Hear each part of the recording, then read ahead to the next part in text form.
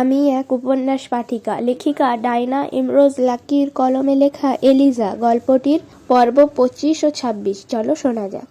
3 বছর পর, নির্বাসে, অধীরে, কষ্ট, বেদনায়, রহস্য উন্মোচন, বন্ধু হারানো, একের পর এক নির্মম মৃত্যু, এসব দেখতে দেখতে কেটে যায় 3টে বছর। এই পর্যন্ত 40টা লাশ আমাদের নাগালে এসেছে। জানি না আর কত নিরীহ মানুষ মৃত্যু খেলায় প্রাণ হারাবে। এখনো আমরা সেই কিলারকে খুঁজে পেলাম না, তবে সব কিছুরই শেষ আছে, ওরও হবে। আজও মনে পড়ে রায়হানকে হারানোর দিনটি। সেদিন পুরো পৃথিবী থমকে গিয়েছিল। আজও আফসোস হয় মৌলবীর মৃত্যুতে। কি বলতে চেয়েছিল তারা দুজন? গুঞ্জনকে কে বা কারা আমার গাড়ির ডিক্কিতে রেখেছিল তা আজও অজানা। খেলাটা শুরু যেই করেছে, শেষ আমাকেই করতে হবে। দেখতে দেখতে কেটে যায় অনেক দিন, তবে আজও ভুলতে পারিনি রায়হানকে। বন্ধু হারানোর ব্যথাও যে এতটা তীক্ষ্ণ তা আজ বুঝতে পারছি। সূর্য, পলাশ, হিমেল, মৃদুল সবাই দূরে। সূর্য ওর মামা বাড়িতে। মামা অসুস্থ, দেখার মতো কেউ নেই, তাই সূর্য হয়তো ছেলের স্থানটা পূরণ করতে চাইছে। পলাশ, মৃদুল, হিমেল 3জন মিলে ছোটোখাটো একটা ট্যুরের প্ল্যান করে। সেখানেই গেছে। আমাকে বললেও আমি না রাজি হইনি যেতে, কারণ সূর্য কাছে নেই। সূর্যের অতীতটা যেদিন থেকে আমি জেনেছি, সেদিন থেকেই যেন ওর প্রতি ভালোবাসাটা বেড়ে গেছে। মায়া হয় বড্ড। কি নির্মম অতীত মনে পড়ে আজও।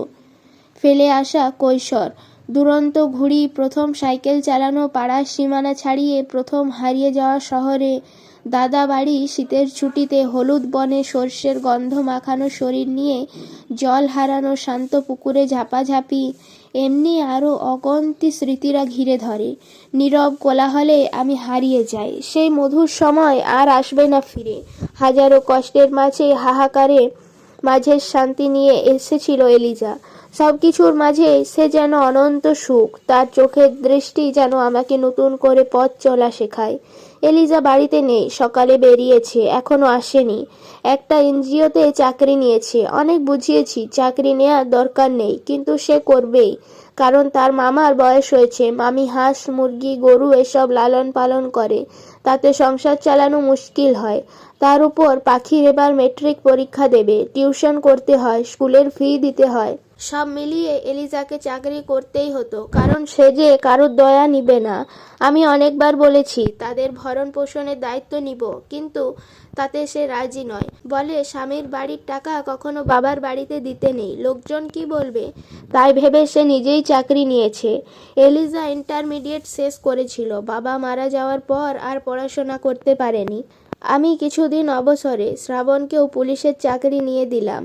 ছেলেটা বিয়ের উপযুক্ত হয়েছে, কিন্তু যেদিন সূর্যর অতীত জেনে যায়, তারপর থেকে বিয়ের কথা বললেই বলে যদি তাকে হারিয়ে ফেলি তবে সেই কষ্ট সহ্য হবে না। তাছাড়া শহরের কোনো মেয়েও ওর পছন্দ হয় না। ছাদে বসে একা একা এসব ভাবতে ভাবতে কখন যে সন্ধ্যা হয়ে যায় বুঝতেই পারেনি অপূর্ব। দরজায় কড়া নাড়ার আওয়াজ। হয়তো এলিজা এসেছে। অপূর্ব নিচে চলে আসে। এলিজা, মঞ্জু বাবু, উনি কোথায়?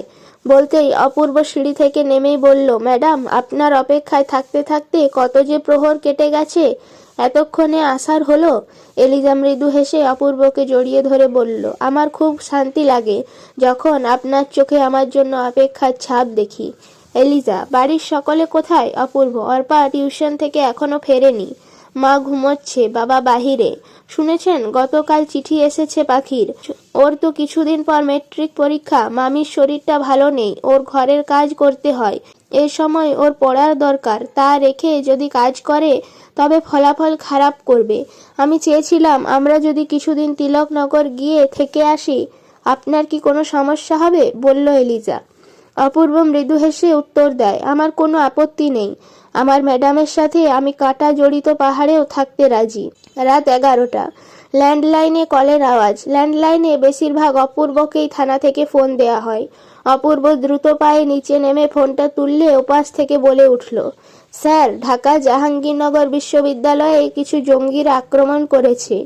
আপনাকে ডিসি সাহেব দ্রুত টিম নিয়ে সেখানে যেতে বলেছে। জঙ্গিরা ছাত্রছাত্রীদের আক্রমণ করার আগেই আপনাকে পৌঁছাতে বলেছে। ওপাশ থেকে বলা কথাগুলো খুব হতাশায় ভরা ছিল। অবসরে থাকার পরেও আজ যেতে হচ্ছে, কারণ এটা আমার দায়িত্ব। অপূর্ব দ্রুত গতিতে পুলিশ ইউনিফর্ম পরে একটা রাইফেল নিয়ে বেরিয়ে পড়ে। এমন সময় সাদিকও হাজির হয়। অপূর্ব সাদিককে দেখেই বুঝতে পেরেছে কেন এসেছে। দুজনেই গাড়িতে উঠে চলে যায় জাহাঙ্গীরনগর বিশ্ববিদ্যালয়। পুরো টিম সেখানেই। চারিদিকে গুলির আওয়াজে চারিদিকটা এলোমেলো হয়ে গেছে। রাইফেল থেকে বের হওয়া ধোঁয়ায় চারিদিক অন্ধকার হয়ে গেছে। কোথাও যেন একটা কাক নেই। যে শহরে কাকের আহাজারি, সেই শহর জঙ্গিদের আক্রমণে নীরব। শুধু শোনা যাচ্ছে গুলির শব্দ। সাদিক বরাবরই ভীতু। যে কোনো সাংঘাতিক মুহূর্তে সে ভয় পেয়ে যায়। অপূর্ব সাদিককে গাড়িতে বসতে বলল, কিন্তু সাদিক রাজি হলো না। বলে, তোকে একা মৃত্যুর মুখে ঠেলে দিয়ে আমি শান্তিতে বসে থাকতে পারবো না। অপূর্ব মেজাজ দেখিয়ে বলল, তোকে বলছি এখানে বসে থাকতে, তো থাকবি, আমাদের বন্ধুত্বের কসম। আমি আসছি বলেই অপূর্ব জঙ্গিদের ওপর একের পর এক গুলি ছুটতে থাকে। একের পর এক লাশ পড়তে থাকে।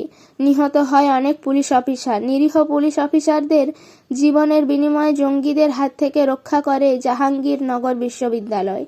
অনেকজন জঙ্গি প্রাণ হারায়, বাকিদের পুলিশেরা গ্রেপ্তার করে নিয়ে যায়। জড়ো হয় হাজারো মানুষ, জড়ো হয় হাজারো সন্তানহারা মা। চারিদিকে কান্নার আহাজারি হচ্ছে। অ্যাম্বুলেন্স এসে মৃত লাশগুলিকে নিয়ে যায়। বিশ্ববিদ্যালয়ের পিছন থেকে বেরিয়ে আসে অপূর্ব, হাতে রাইফেল, শরীরে রক্ত, পুরো শরীরটায় রক্তে ভিজে গেছে। সাদিক দৌড়ে গিয়ে জড়িয়ে ধরে হু হু করে কান্না শুরু করে। সন্তানহারা মায়েদের আর্তনাদের চেয়েও সাদিকের আর্তনাদ বেশি ভয়ঙ্কর। সাদিক কান্না জড়িত কণ্ঠে বলে উঠল, কেন আমায় বন্ধুত্বের কসম দিয়ে স্বার্থপরের মতো দূরে রেখে একা মৃত্যু মুখে ঢলে পড়লি? অপূর্ব বলল, বন্ধু হারানোর বেদনাও যে বড্ড কাঁদায়। একজনকে হারিয়েছি, আজও পড়ছি। যদি তোর কিছু হয়ে যায় তাই দূরেই রাখলাম। জাহাঙ্গীরনগর বিশ্ববিদ্যালয়ের সমস্ত শিক্ষার্থীরা বেরিয়ে আসে। ইট পাথরের রাস্তা আজ রক্তে রঞ্জিত। অপূর্ব মাটিতে পড়ে থাকা একটা ওয়ালেট দেখতে পায়। ওয়ালেটে কি আছে দেখতেই নিচ থেকে তুলতেই সাদিক দূর থেকে দেখতে পায় একজন জঙ্গি লুকিয়ে আছে। তার হাতের নিশানাটা ঠিক অপূর্বর দিকে নিশানা করা। এখনই গুলি করবে। সাদিক চিৎকার করে বলে উঠল, সরে যা অপূর্ব। বলেই অপূর্বকে ধাক্কা দিয়ে সরিয়ে নিজের মৃত্যুর সামনে বুক পেতে দেয়। সাদিক ঢলে পড়ে রাস্তায়। সাদিকের বুকের মাঝে গুলি লাগে। অপূর্ব চিৎকার দিয়ে উঠেই জড়িয়ে ধরে সাদিককে। চারিদিকের সবাই আবারও ছুটোছুটি করছে। গুলি করা জঙ্গিকে ধরে ফেলে একজন পুলিশ অফিসার। চারিদিকে কালো ধোঁয়া নেমে এসেছে। আকাশটা আজ বড় একা হয়ে আসছে। অপূর্বর পুরো শরীর সাদিকের রক্তে রঞ্জিত হয়ে যায়। অপূর্ব অঝরে কাঁদতে কাঁদতে বলল, এই সাদিক, এই সাদিক, এটা কি করলি? সাদিকের রুহুটা চলে যাচ্ছে প্রায়। ভারাক্রান্ত অবস্থায় সাদিক বলল, আমি থাকতে তোর কি করে ক্ষতি হবে? হ্যাঁ বল না। আমার সামনে তোকে কেউ মেরে ফেলবে, আমি তা দেখব? আমি যে তোকে বড্ড ভালোবাসি। আমার সামনে তোর মৃত্যু যন্ত্রণা আমি সহ্য করতে পারবো না। অপূর্ব, তোকে না আমি কসম দিয়েছি বিপদের বুকে পা না বাড়াতে? তবে এলি কেন আমার সামনে? কেন তোর বুক পেতে দিলি? অপূর্বর কান্নায় পুরো শহর থমকে গেছে। আকাশটাও অঝরে কাঁদছে। প্রকৃতি আজ একা হয়ে গেছে। আকাশের নীল রং নিমিষেই কালো হয়ে গেছে। অপূর্ব ভেজা কণ্ঠে বলল, কসম ভঙ্গ করাতে যদি পাপ হয় আর আমি পেলাম জীবন, বলে অপ্রভুরভাবে কাঁদতে থাকে। সাদিক দুটো হেঁচকি তুলেই চোখ দুটো চিরদিনের জন্য বুজে ফেলে। এই চোখ আর কোনোদিন দুনিয়া দেখবে না। এই চোখ আর কখনো বন্ধুকে দেখবে না। অপূর্ব অঝরে কাঁদতে থাকে। কাপা কণ্ঠে বলল, এই সাদিক, ওঠ না।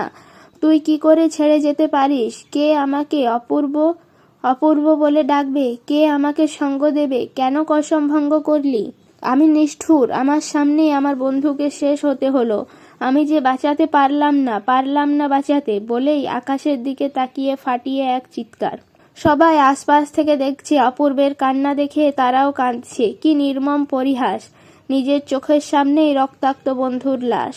সাদিকের লাশটা অ্যাম্বুলেন্সে নিয়ে যেতে চাইলে অপূর্ব নিতে দিচ্ছে না। সে কিছুতেই তার বন্ধুর লাশ নিতে দিবে না, কিছুতেই না। দুইজন কনস্টেবল অপূর্বকে সরিয়ে নেয়। তার বন্ধুকে নিয়ে যাচ্ছে, এটা তার সহ্য হচ্ছে না। অ্যাম্বুলেন্স উঠিয়ে গাড়ি হাসপাতালের উদ্দেশ্যে নিয়ে যায়। অপূর্ব অ্যাম্বুলেন্সের পিছন পিছন ছুটতে থাকে। সাদিক, যাস না, আমায় একা করে যাস না। অ্যাম্বুলেন্সটি চোখের আড়াল হয়ে গেল। অপূর্ব হাঁটু গেড়েই রাস্তায় বসে পড়ে। সমস্ত কিছু আজ এলোমেলো লাগছে। আমি বড় দুর্ভাগা। কসম ভাঙাতে যদি পাপ হয় তবে আমি কেন জীবন পেলাম? তোর আর আমার বন্ধুত্বের বন্ধন চিরদিন থাকবে। রাত 3টা নাগাদ অপূর্ব বাড়ি ফিরে। দরজা খোলাই ছিল, সবাই সজাগ, কেউ ঘুমায়নি, সবাই জেগেই ছিল অপূর্বের অপেক্ষায়। মঞ্জুরা, মনোরা, জাহাঙ্গীর, জয়া, অর্পা, শ্রাবণ সবাই অপূর্বের রক্তমাখা শরীর দেখে শিহরিত হয়ে ওঠে। সবার মুখের রং নিমিষেই বদলে যায়, হতভম্ব হয়ে যায় সবাই। অপূর্ব ধপাস করে হাঁটু গেড়ে মেঝেতে বসে পড়ে। আজ পুরো পৃথিবীটা নিস্তব্ধ, আকাশটা বড্ড অভিমান করে আছে আমার সাথে। আমি যে আমার বন্ধুকে বাঁচাতে পারিনি। চোখের সামনে রক্তাক্ত শরীরটা বারবার আমায় বলেছিল, বাঁচতে চাই, আমি বাঁচতে চাই, একসাথে তোর সাথে আরো কিছুটা সময় দিগন্ত পথ চলতে চাই, একসাথে সেই ছোট্টবেলার লুকোচুরি খেলা খেলতে চাই। হাঁটু গেড়ে বসে থাকা অপূর্বকে এসেই জড়িয়ে ধরে এলিজা। হু হু করে কান্না শুরু করে। এলিজা, কেন গেলেন আপনি? কিসের দরকার ছিল জঙ্গিদের সাথে লড়ার? যদি আপনার কিছু হয়ে যেত তবে আমার কি হতো? জয়া, কাউকে কিছু না বলেই এভাবে চলে গেলি? যদি তোর কিছু হয়ে যেত তবে আমরা মরে যেতাম, তুই যে বেঁচে থাকার একমাত্র সম্বল। বলেই মুখের ওপর কাপড় দিয়ে জয়া কান্না শুরু করে। অপূর্ব চোখে সবকিছু ঝাপসা দেখতে লাগলো। মাথাটা ঘুরে যাচ্ছে, বমি বমি ভাব হচ্ছে। এমন অনুভূতি হতেই হঠাৎ করেই অপূর্ব মেঝেতে ঢলে পড়ে যায়। সবাই হতাশ হয়ে যায়। কি হলো ওর? হঠাৎ করে সবার কান্নায় চৌধুরী বাড়ি এলোমেলো হয়ে যায়। মঞ্জুরা দৌড়ে গিয়ে পানি নিয়ে আসে। পানির ঝাপটা দেওয়ার পরেও অপূর্বের কোনো জ্ঞান ফেরে না। হাতের পালস পর্যবেক্ষণ করলে তা নিস্তেজ। শ্রাবণ অ্যাম্বুলেন্সকে ফোন করে। কিছুক্ষণের মধ্যে এই অ্যাম্বুলেন্স আসে। ঢাকা পিজি হাসপাতালে অপূর্বকে নিয়ে যাওয়া হয়। অর্পা, জয়া অঝরে কাঁদতে থাকে। শ্রাবণ দেয়ালের সাথে পিঠ ঘেঁষে দাঁড়িয়ে আছে, চোখের কার্নিশ দিয়ে পানি পড়ছে। জাহাঙ্গীর ভরা গম্ভীর মুখ নিয়ে বসে আছে, কোনো অজানা চিন্তায় যেন সে বিভোর। এলিজা হাসপাতালের মেঝেতে বসে বসে ফোঁপাচ্ছে। অপূর্বের চেক আপ করে বেরিয়ে আসে ডাক্তার ইব্রাহিম। ডাক্তার ইব্রাহিম চৌধুরী বাড়ির পারিবারিক ডাক্তার। ডাক্তার বেরিয়ে আসার সাথে সাথেই এলিজা কাঁপা কণ্ঠে বলল, কি হয়েছে ওনার? বলুন না, কি হয়েছে? সবাই ডাক্তারের কাছে চলে আসে। ডাক্তার ইব্রাহিম বলল, তেমন কিছু না, হার্ট দুর্বল হয়ে গেছে, বলতে পারেন মিনি অ্যাটাক। জাহাঙ্গীর কাঁপা কণ্ঠে বলল, আমার ছেলের কিছু হবে না তো? বললাম তো, চিন্তার কোনো কারণ নেই, ইঞ্জেকশন দিয়েছি, 45 মিনিট পর জ্ঞান ফিরবে, তখন দেখা করবেন।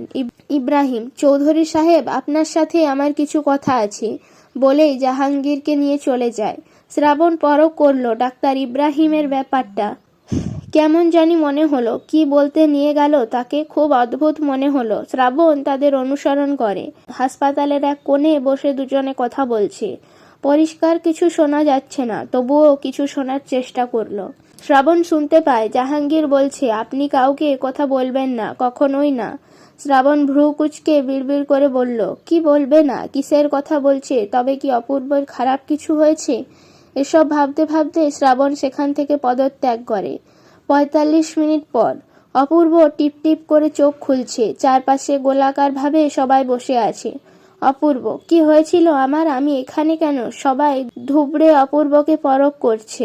তৎক্ষণাৎ অপূর্ব অস্থির ভাবে বলে উঠল, সাদিক কোথায়? সাদিককে কোথায় নিয়ে গেছে ওরা? বলেই হাতের কেমোটা ছুটাতেই এলিজা বা পাঁজরের ওপর হাত দিয়ে বলল, শান্ত হন, আপনার শরীর ঠিক নেই, আপনার এই মুহূর্তে উত্তেজিত হওয়া ঠিক নয়। এলিজার নরম গলার কথাগুলো শোনা মাত্রই অপূর্ব শান্ত হয়ে যায়। কিছুক্ষণ পর হাসপাতালে হাজির হয় একজন কনস্টেবল। কনস্টেবলকে দেখে অপূর্ব শোয়া থেকে উঠে বসে পড়ে। আপনি এখানে? সব ঠিক আছে তো? কনস্টেবল বলল, স্যার রাজনীতিবিদ জুনায়েদ খানের ছেলে মুন্না 2 মাস আগে নিখোঁজ হয়েছিল। তার লাশ পাওয়া গেছে, আর তার লাশের ওপর চামড়াগুলো নিকৃষ্টভাবে কেটে লিখে দেওয়া হয়েছে। অপূর্ব আতঙ্ক ভরা কণ্ঠে প্রশ্ন করল, কি লেখা আছে?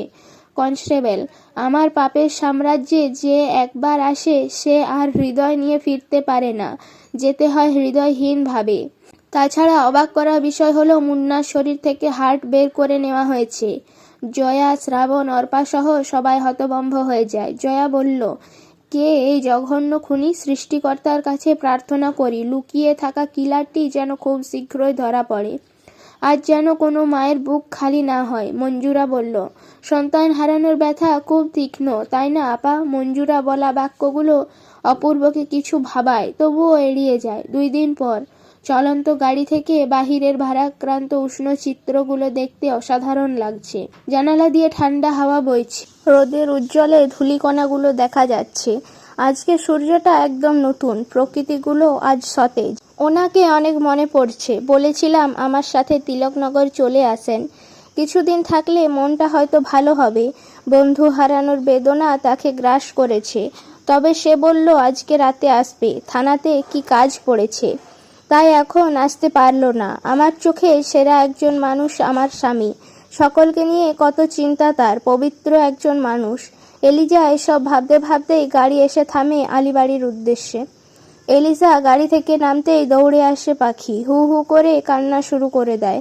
কতদিন পর সে তার প্রিয় বোনকে দেখছে। এলিজাকে ভেতরে নিয়ে যেতেই দেখে সেই পাগলি মেয়েটিকে, দেখে যে মেয়েটিকে দেখেছিল অচিন পাহাড়ে, হাতে একটি ছবি। এলিজার দেখে মনে কৌতূহল জাগলো, মেয়েটির সাথে কথা বলবে বলে মনস্থির করলো। এলিজা, পাগলিটা কে রে, এলাকাতে আগে দেখিনি। পাখি, গত 2-3 বছর ধরেই এই পাগলি মেয়েটা হাতে একটা কি নিয়ে ঘোরে, কাউকে ধরতে দেয় না। এলিজা, রাতেও কি এখানেই থাকে? পাখি হ্যাঁ সূচক মাথা নাড়ে। এলিজা পাগলি মেয়েটাকে পরখ করতে করতে বাড়ির ভেতরে চলে যায়। জয়তুন এলিজাকে দেখে খুশিতে আপ্লুত হয়ে ওঠে, হু হু করে কান্না শুরু করে দেয়। জয়তুন, এতদিন পর মামিকে মনে পড়লো? অনেক বড় হয়ে গেছিস তাই না, মামিকে ছেড়ে দূরে থাকতে শিখে গেছিস, বলেই এলিজার সাথে আলিঙ্গন করে নেয়। জয়তুন নিজের লালন করা দেশি মুরগি জবাই করে, বিভিন্ন কিছু রান্নার আয়োজন করে, সাথে এলিজাও। রাতে অপূর্ব আসবে তাই ভালো মন্দ রান্না করছে। রাত 8টা। এলিজা উঠোনে পায়চারি করতে থাকে। কোনো অজানা চিন্তায় বুকের ভেতর চিনচিন করছে, শান্তি পাচ্ছে না কোনোভাবেই, খুব অসহায় লাগছে। মা বাবা ভাইকে অকালেই হারিয়ে ফেললাম, এক হতভাগা নারী আমি। এসব ভাবতে ভাবতেই হঠাৎই মনে পড়ে সায়ানের কথা। সেদিন সায়ান বারবার করে জিজ্ঞাসা করেছিল, ভালো যদি নাই বেসেছিলে তবে আমার ডাকে সাড়া কেন দিয়েছিলে? সায়ানের এই ভুলটা ভাঙাতে পারিনি। সেদিন নিমতলা যে আমি অন্য কারো জন্য গিয়েছিলাম, ওনার জন্য নয়, বলেই ভারী একটা দীর্ঘশ্বাস ফেলল এলিজা। এলিজা মনস্থির করলো আজ এক্ষুনি একবার সায়ানদের বাড়ি যাবে।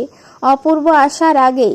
সায়ান বাড়িতে না ঢাকায় তা জানা নেই, তবে বাড়ির অন্য কারো কাছ থেকে খোঁজ নিতে পারবো। এখন হয়তো বিয়ে করেছে, সুখে সংসার করছে, তবুও কেন জানি মনটা কু গাইছে। পাখিকে সাথে নিয়ে একবার যাওয়া যাক, ততক্ষণে উনি আসুক। রাত 9টা। অপূর্ব তিলকনগরে চলে এসেছে। গাড়িটা এসে তিলকনগর স্টেশনে থামে। আজ কি অপূর্ব বাসে করেই এসেছে। গাড়ি দুটোই গ্যারেজে। তিলকনগরে কাউকে সন্ধ্যার পর আর রাস্তাঘাটে দেখা যায় না, নির্জন হয়ে যায়। চারিদিক কি শুনশান, নীরব পরিবেশ। এমন মনে হচ্ছে এখনই কোথাও থেকে জন্তু জানোয়ারেরা এসে হানা করবে। গ্রামটা এতটাই নির্জন কেন কে জানে। এসব ভাবতে ভাবতেই অপূর্ব নিজ গন্তব্যের উদ্দেশ্যে হাঁটতে থাকে। হঠাৎই চারিদিক থেকে শীতল হাওয়া বইতে শুরু করেছে। আশেপাশের শস্য শ্যামলগুলো নেতিয়ে যাচ্ছে। হঠাৎই চোখ পড়ে রঞ্জনার কবরের দিকে। অপূর্ব যা দেখল তাতে তার মাথার ওপর আকাশটা ভেঙে পড়ে। পৃথিবীর সমস্ত ভার তার শরীরের ওপর আছড়ে পড়ে। অপূর্বের বুকের ভেতর কম্পন শুরু হয়। রঞ্জনার কবরের কাছে সূর্য আর শ্যামলী দুজনেই কথা বলতে বলতে এমনভাবে ইঙ্গিত করছে যেন কোনো গুরুত্বপূর্ণ কাজ হাসিল হয়েছে। কিন্তু সূর্য তো বলেছিল ও ওর মামা বাড়িতে, তবে এখানে কি করছে? তবে কি আমাকে মিথ্যা কথা বলেছে? অপূর্ব ঘাপটি মেরে বসে পড়ে গাছের আড়ালে। আজ দেখতেই হবে এরা কি করছে। দুজনে মিলে কোথাও যাচ্ছে, আমিও ওদের পিছু পিছু যাই। হাঁটতে হাঁটতে ওরা দুজনই পৌঁছালো রুশ রাজ্যে। আমি আরো অবাক হই, ওরা ওখানে কেন? রুশ রাজ্য অতিক্রম করে ওরা চলতে শুরু করে ঝোপঝাড়ের ভেতরে। গহীন অন্ধকারে কি করছে ওরা? আমি কি ঠিক দেখছি নাকি হ্যালোসিনেশন হচ্ছে? পিস্তলটা বের করে আমিও ঢুকে পড়ি ঝোপঝাড়ে। কিন্তু হঠাৎ করেই দুটো মানুষ গায়েব, কেউ কোথাও নেই। কোথাও কোনো পায়ের শব্দও নেই। কোথায় গেল? নাকি আমি বন্ধু হারানোর বেদনায় হয়তো উল্টো পাল্টা দেখছি? ব্রেনে চাপের জন্য কি হ্যালোসিনেশন হচ্ছে? অনেকক্ষণ খোঁজার পরও ওদের হদিশ পেলাম না। হয়তো মনের ভুল। অপূর্ব এসব ভাবতে ভাবতেই উল্টো দিকে রওনা হয়। তবে কি আমার ভাবনা ভুল, নাকি যা দেখছি সব সত্যি? আর যদি সত্যি হয় তবে কি লুকাচ্ছে সূর্য?